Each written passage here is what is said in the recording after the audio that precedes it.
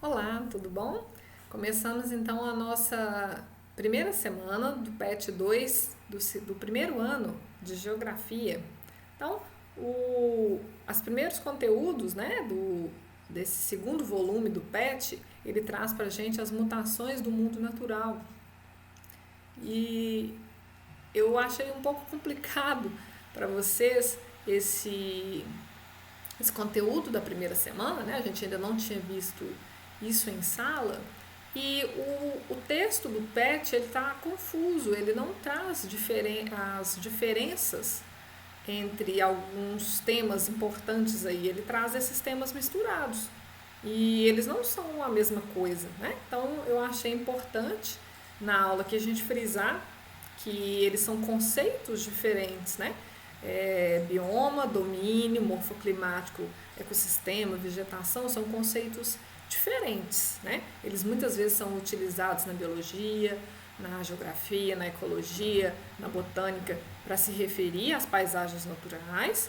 No entanto, eles não são a mesma coisa. Cada um desses conceitos aí vai se referir a alguns aspectos específicos das paisagens naturais. Então, é importante a gente diferenciá-los. E é a primeira coisa que eu vou fazer aqui na aula de hoje. Então, a gente tem que o bioma. Bioma, então, é uma área do espaço geográfico de grandes dimensões, com um tipo razoavelmente uniforme de ambiente, né, identificado e classificado de acordo com o seu macroclima, a sua fitofisionomia, ou seja, a formação vegetal, as fisionomias da estrutura vegetal daquele local, o solo, a altitude e etc. Né? Todos esses elementos que juntos se encaixam e constituem o bioma. Né? Então, apesar da diversidade de vegetação, a paisagem em um bioma ela tem certa uniformidade. Né? Pode até ser difícil perceber a definição dos seus limites, né? Onde começa um bioma e termina o outro, em virtude, muitas vezes, da suavidade dessas mudanças. Né? Então, a gente tem aí 6 biomas retratados aqui no mapinha: o bioma Amazônia, Pantanal, Cerrado, Caatinga, Mata Atlântica e o bioma dos Pampas. Então, esses são 6 biomas brasileiros, essas grandes unidades de entendimento de uma paisagem natural, né? Que se refere às fisionomias vegetais, ao clima, ao solo e à altitude de determinadas áreas, né? Que aí vão formar uma paisagem natural específica. No segundo conceito, é o conceito de domínio morfoclimático. Esse é um domínio criado por Aziz Absaber a partir de 1970, que foi sendo atualizado com o tempo, né? E que traz essas conformações aqui na atualidade. Então, um domínio morfoclimático é uma unidade, um sistema de classificação baseado principalmente em critérios geomorfológicos. A geomorfologia ela é muito importante, ou seja, as formas do relevo, né, associadas aos elementos climáticos e botânicos, elas são fundamentais no desenvolvimento dos domínios morfoclimáticos. Né? Então, os aspectos geomorfológicos de solo e das formas que aquele terreno demonstre, da sua geologia, eles são muito importantes na definição dos domínios morfoclimáticos. Então, esse conceito está mais relacionado às formas, a origem geológica e a vegetação que então está sobre ali, né? A fauna e a flora principalmente que se localiza sobre essa estrutura geomorfológica, né? Então esse conceito ele traz mais essas questões, né? Então é um domínio, ele consiste em uma área do espaço geográfico, geralmente até menor um pouco que o bioma, com divisões subcontinentais, na qual predominam as características morfoclimáticas, né, de morfogeologia e clima, relevo, clima, de um certo tipo de vegetação com base na sua composição florística de uma determinada paisagem natural. Né? Então, essas áreas centrais elas são separadas por faixas de transição. Então, aqui ó, a gente tem aqui os domínios morfoclimáticos e um dos aspectos aqui são as faixas de transição, porque não existe até aqui, especificamente, nesse ponto, eu tenho a floresta amazônica. Aqui passou essa linhazinha, a gente já passou para o cerrado. Não, há uma transição suave na paisagem, né, de um bioma para o outro. Então, aí o Abissaber ele considerou muito bem nesses domínios essas faixas de transição de um tipo de paisagem natural para o outro. Né? E aí, quais são esses domínios? O domínio amazônico, né, muito característico aqui pelas depressões que compõem esse domínio e todo o seu sistema florestal relacionado com a pluviosidade intensa, as temperaturas elevadas, etc. O domínio do cerrado, né, com uma disposição hídrica um pouco menor, mas com toda uma geomorfologia mais antiga, mais planáutica, né, muito relacionada aqui aos nossos planaltos, ao Planalto Central Brasileiro, etc. O domínio dos mares de morro, que vai coincidir aqui com o bioma da Caatinga, né, com a formação vegetal de Caatinga, das florestas ombrófilas, né, de maior pluviosidade também, de temperaturas elevadas, mas nem tanto. Então, aqui a gente tem esse domínio de mares de morro, a geologia, uma das geologias mais desgastadas, né, do território brasileiro, toda essa geologia que ela era muito mais, apresentava alturas muito maiores do que na atualidade, todas elas foram aplainadas. Então, esse morro, esses mares de morros, eles se referem a essa superfície de meia laranja que os terrenos dessa região apresentam, né? Então, aqui a gente vê em Minas Gerais, no Rio, em São Paulo, todo esse relevo aí que a gente observa olhando a paisagem mineira, a paisagem do Sudeste, principalmente a gente observa esse relevo como se fosse aí um marzinho de morros, né? Em viagens de avião isso fica muito explícito, muito evidente, né? Essa formação da paisagem desse domínio morfoclimático dos mares de morro.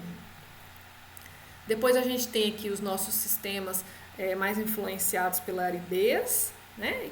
Com a geologia que corresponde, que é o sistema das caatingas, o domínio morfoclimático das caatingas. Aí permeando todos eles, aqui a faixa de transição desse tom de bege claro. Aqui no sul a gente tem em regiões de altitudes mais elevadas, nas terras roxas, né?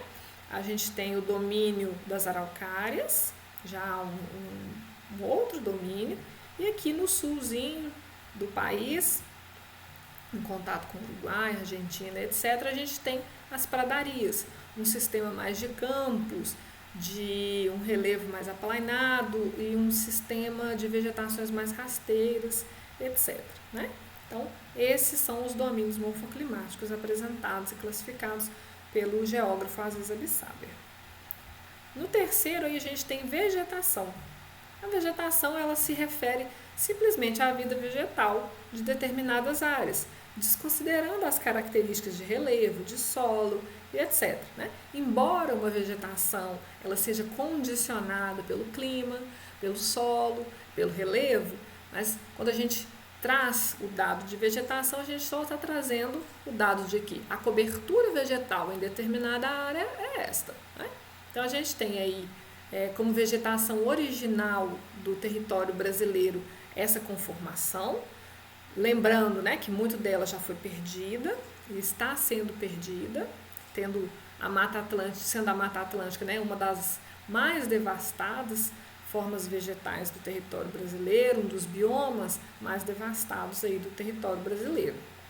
Então, como formação vegetal, né, um termo mais específico para a questão da flora, para a questão da botânica e dessas espécies relacionadas, a gente tem aqui de verde claro a vegetação amazônica, de verde um pouco mais escuro a Mata Atlântica, nesse outro tom de verde aqui intermediário a gente tem as vegetações litorâneas, né, os mangues, as restingas que a gente vê no litoral, né? Aqui no sul, desse tom de azul clarinho, as matas de araucárias, né, pinheiros. Aqui na região do Maranhão, aqui terminando aqui, passando do nordeste por norte, A gente tem as matas de cocais, né? As palmeiras de babaçu, carnaúba, né? Essa vegetação que é de transição da caatinga para a floresta amazônica, com uma particularidade bem marcada. Nesse tom de bege claro, a gente tem o cerrado. Aqui, de marronzinho, a gente tem o Pantanal, né? A grande planície inundada do nosso território. E de verde orégano aqui no finzinho, bem ao sul aqui, no Rio Grande do Sul, a gente tem as vegetações dos pampas, os nossos campos naturais, né? Seria como se fosse uma pastagem natural, um grande pasto natural, né? Então, é muito importante fazer essa diferença. Então, infelizmente, a gente vai ter algumas dificuldades nas atividades nessa primeira semana, porque tem vários erros, várias questões que a gente precisou dar uma adequada para que elas fizessem sentido, tá? Então, vamos a elas. Só aqui eu deixei aqui todos os 3 mapas aqui que eu trabalhei com vocês, né? Domínios morfoclimáticos, biomas e vegetação, para a gente ver que há uma grande coincidência, né? A gente tem aí o bioma amazônico, domínio morfoclimático amazônico, coincidindo aqui com o bioma da Amazônia, com a vegetação amazônia, cerrado, ok? Então, há uma grande... territorialmente, eles ocupam a mesma região. Agora, eles querem... eles tratam de coisas de aspectos diferentes, né? Então, é importante a gente saber que são conceitos diferentes e não sair misturando tudo. Então, a gente tem aí a primeira questão. Que fatores contribuem para a distribuição da vegetação na superfície terrestre? Então, os fatores que contribuem são a luminosidade, o calor, a umidade, né? A água. Há uma grande inter-relação entre os sistemas naturais, né? Uma vegetação, ela acontece em determinado lugar em virtude da quantidade de radiação solar que aquela área recebe, o período o qual ela tem radiação, qual a disposição de radiação solar ao longo do ano, qual a disposição de água, né? O regime de chuvas naquela região, o solo, né?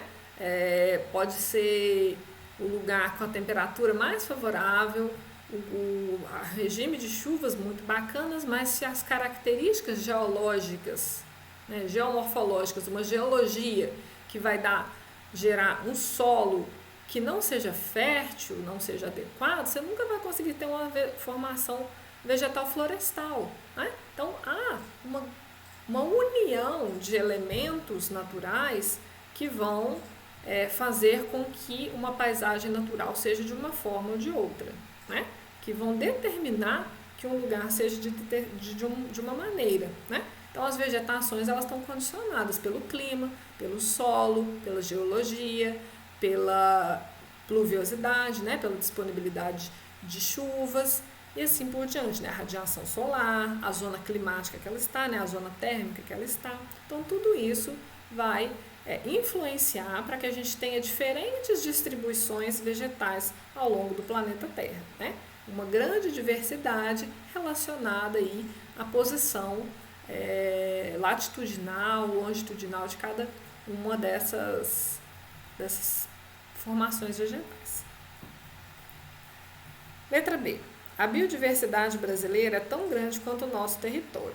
Quais os principais motivos para tanta diversidade? Então, eu deixei o texto aí para vocês registrarem no caderno, né? E aí, o que ele fala? A gente tem um imenso território, né? O território brasileiro, ele tem proporções continentais, uma grande extensão latitudinal, né? Ocupando aí desde uma área próxima ao Equador até o círculo os trópicos, né? Então essa variação latitudinal vai permitir que a gente tenha aí uma grande diversidade vegetal, né? Porque a gente vai estar submetida a diferentes condições de radiação solar, a diferentes regimes pluviais, a diferentes estruturas geológicas que vão formar solos diferenciados aí ao longo dessa paisagem, diferentes altitudes, né?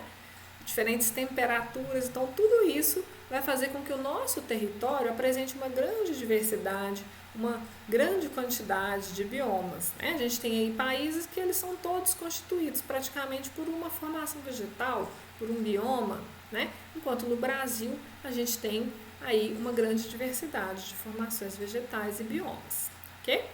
Então é toda essa extensão territorial, né, que nos permite ter toda essa diversidade, espécies endêmicas, né, ou seja, espécies que só existem aqui no nosso território, áreas de hotspot, principalmente na Mata Atlântica, no Cerrado, né, ou seja, áreas de intensa biodiversidade, classificadas como áreas de intensa biodiversidade. Né? Então, tudo isso aí em virtude da nossa grande extensão territorial. Letra C. Aí aqui é impossível, gente, utilizar esse termo. Esse termo domínios morfoclimáticos para essa pergunta fazer sentido, tá? Então, eu montei aqui, mas ele não faz a migração aqui quando eu passo para vocês.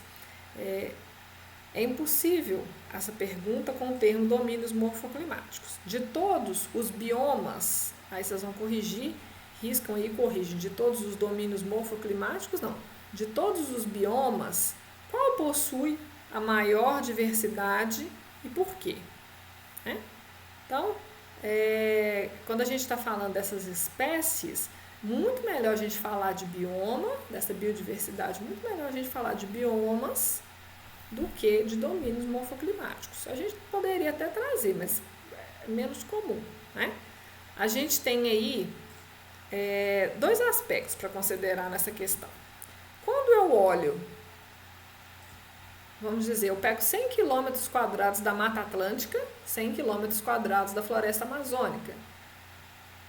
Se eu pegar essa mesma proporção territorial, a Mata Atlântica é o bioma de maior diversidade biológica brasileira. Proporcionalmente, né? Ela é o bioma mais biodiverso. A Amazônia, ela apresenta uma maior biodiversidade porque ela é maior em extensão. Então, ela tem mais espécies, de fato, pela sua extensão. Mas quando a gente pega a mesma área proporcionalmente, a Mata Atlântica é a que tem maior biodiversidade, foi classificada aí como tendo várias áreas de hotspot, né? Esses hotspots são essas áreas de extrema biodiversidade, com uma quantidade imensa de espécies endêmicas, de anfíbios, aves, mamíferos, etc., registrados, né? Então, há esses dois pontos aí na pesquisa de vocês, talvez você tenha achado que era a floresta amazônica, outro pode ter achado que é a Mata Atlântica, mas é porque a gente tem que levar esse aspecto em consideração, tá joia? Leia o trecho abaixo e responda as questões. O Pantanal estende-se ao longo do território brasileiro, Então, estou falando aí que o Pantanal é um bioma muito rico em biodiversidade, né? Uma característica que faz da região um grande destino para o turismo ecológico no Brasil. Escolha um problema socioambiental que ameaça o bioma e destaque uma causa e consequência da sua ocorrência. Então, vocês iam pesquisar aí, eu levantei aqui uma série de problemas, né, que o bioma Pantanal vivencia. O bioma está localizado numa grande área de produção pecuária e agropecuária brasileira, então um dos principais problemas que ele enfrenta é com a pecuária extensiva, né, essa pecuária do gado solto em grandes áreas para pastar, né, que precisa de grandes áreas de pasto.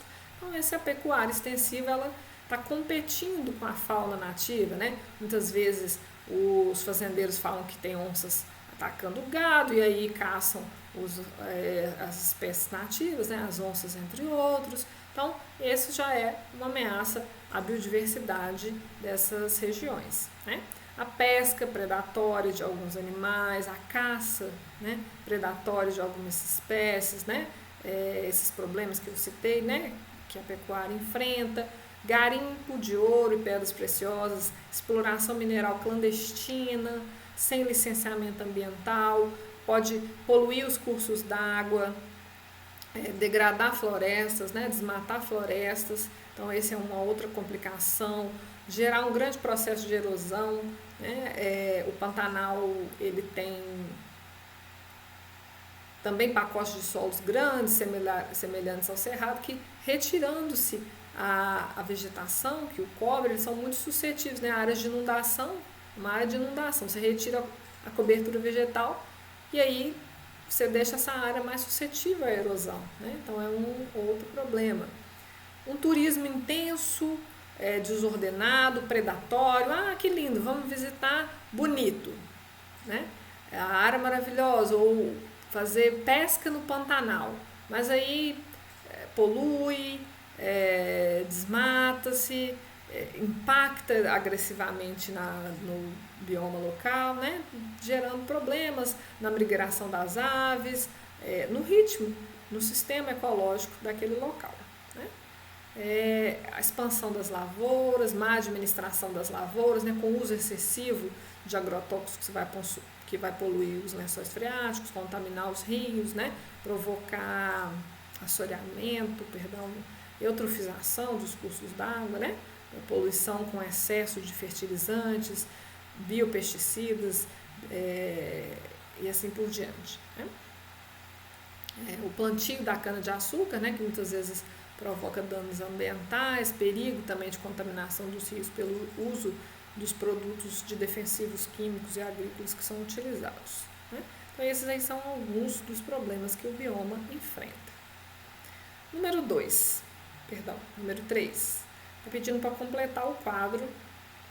E aí essa é uma outra atividade que não faz muito sentido, a não ser que a gente substitua a palavra bioma por vegetação. Por quê? Porque para alguns aspectos aqui, quando a gente vai completar o mapa, por exemplo, mata de cocais, ela não é um bioma, né? É uma formação vegetal de transição da caatinga para a floresta amazônica, mas ela não é um bioma, então seria impossível usar essa nomenclatura, tá? Então, não está aparecendo aí para vocês, eu tinha feito na apresentação, vocês vão cortar aqui também essa palavra em bioma, que corta a palavra em bioma e coloca vegetação, um quadro de vegetação brasileiro, porque é impossível preencher esse quadro se isso aqui ficar como bioma. Outro equívoco aqui nesse PET, tá? Então, a gente tem aqui completando, a gente tinha áreas marcadas por baixa umidade e muito calor. No sertão nordestino, qual é a formação vegetal? Caatinga. A gente tinha aqui campos ou pradarias. Quais as principais características? É uma formação vegetal de pastagem, de gramíneas, né, constituída por gramíneas. Onde que ela ocorre? Em diversos pontos. A gente for observar o mapa de formação vegetal, a gente tem campos em regiões pequenas, mais espalhados no norte, na região central, sudeste e sul do Brasil, okay? Em áreas bem pequenas. Aqui a gente tinha mata de araucária, uma vegetação homogênea, com reduzida quantidade de espécies, onde ela ocorre no sul do Brasil. Qual que é a formação vegetal no norte do Maranhão? Então, a gente tem aqui no norte do Maranhão a vegetação de mata de cocais, formada por palmeiras como o babaçu e a carnaúba, uma vegetação de transição aí. Presente somente em regiões com altitude elevada, mata de araucária, né, do sul do Brasil, repetindo aqui. Ok? Então, número 4. Eu gosto muito desse tipo de gráfico, um gráfico bastante... a informação bastante prática, mas que é necessário você avaliar bem todos os eixos aqui do gráfico para você conseguir responder, mas bem tranquilo, né? Então, com base no gráfico, quais as condições necessárias para a ocorrência de floresta tropical? Aqui a gente tem vários sistemas florestais retratados, ó, tundra, coníferas, deserto, campo, floresta descida, e aqui o que ele está pedindo, floresta tropical, eu destaquei aqui de vermelho. Para existir uma floresta tropical, eu tenho que ter quais condições térmicas e pluviométricas? Então, as condições térmicas estão sendo mostradas nesse eixo aqui do mapa, ó, temperatura. Qual que é a temperatura para ter floresta tropical? Aqui, ó. A floresta está nessa faixa aqui. Essa faixa aqui está querendo dizer que todo mundo que está aqui, ó, tá mais ou menos acima dos 30 graus. Então, para ter uma floresta tropical, tem que ter temperaturas acima dos 30 graus durante todo o ano. E qual que é a condição pluviométrica para a floresta tropical? Aqui, ó, condição pluviométrica, a precipitação, ou seja, a pluviosidade está sendo retratada aqui embaixo nesse eixo do gráfico. Ela está dizendo para a gente o quê? Que a precipitação necessária para uma formação florestal tropical é precipitações acima dos 2.000 milímetros por ano, que é entre 2.000 e 4.000 milímetros anuais. Então, estas são as condições para a ocorrência da floresta tropical. Ok? Se eles citassem para vocês aqui, olha, a formação vegetal em condições de temperatura abaixo de 0 graus e com pluviosidade menor que 1.000 milímetros. Onde que você ia achar aqui, ó? Menos de 0. Menos de 1.000. Qual que é a única formação vegetal que encaixava? A tundra, né? Você vai ter que aí analisar os dois eixos do mapa para você ir fazendo a leitura aqui das informações. Ok? Então, é isso. A gente termina a nossa primeira semana do PET. Espero que vocês tenham feito bons estudos. Quaisquer dúvidas, eu deixei para vocês, né, um vídeo para vocês estudarem melhor essas questões dos domínios morfoclimáticos, desses diferentes conceitos. E aí a gente vai produzindo mais material sobre isso ao longo do tempo. Eu estou nos canais, no WhatsApp, nas redes sociais da escola e aqui no YouTube para responder quaisquer dúvidas que tenham ficado. Boa semana para vocês.